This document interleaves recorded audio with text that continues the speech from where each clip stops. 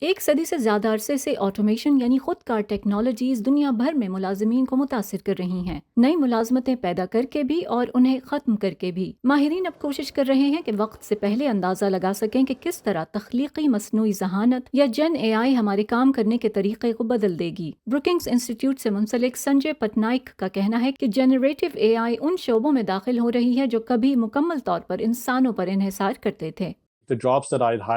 شروع میں جو ملازمین سب سے زیادہ خطرے میں ہیں وہ بنیادی سطح کی ہیں۔ مارکیٹنگ کے تحقیقی تجزیہ کار، معاون ریسرچرز، مالیاتی تجزیہ کار، وہ کام جن کو نسبتاً بآسانی خود کار طریقے سے کیا جا سکتا ہے، جن میں مسلسل دہرانے والا کام ہو۔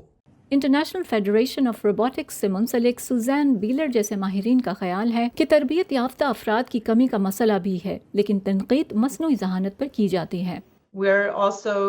ہم ایسی ملازمتوں کو دیکھ رہے ہیں جو اس لیے ختم ہو جاتی ہیں کیونکہ ان کے لیے کوئی تربیت نہیں لے رہا۔ اس کے لیے ایک اچھی مثال ویلڈنگ کی ہے، لہٰذا ہم اس مسئلے پر قابو پانے کے لیے روبوٹک حل استعمال کرتے ہوئے ویلڈنگ کے تمام کاموں کو انجام دیتے ہیں۔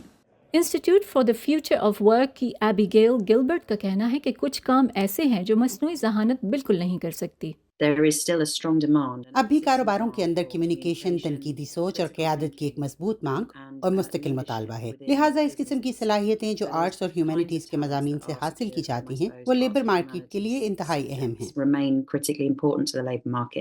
نایاگرا یونیورسٹی کے شان ڈیلی سمجھتے ہیں کہ مصنوعی ذہانت تو کہیں نہیں جانے والی، ملازمت میں رہنے کا ایک طریقہ اس کا ماہر بننا ہے۔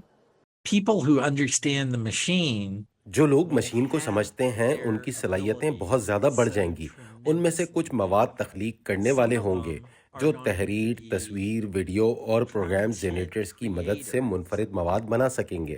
اس مقصد کے لیے وائٹ ہاؤس نے اگلے سال تک سرکاری ملازمتوں میں مصنوعی ذہانت کے ماہرین کی تعداد 500 افراد تک بڑھانے کے اپنے منصوبوں کا اعلان کیا ہے۔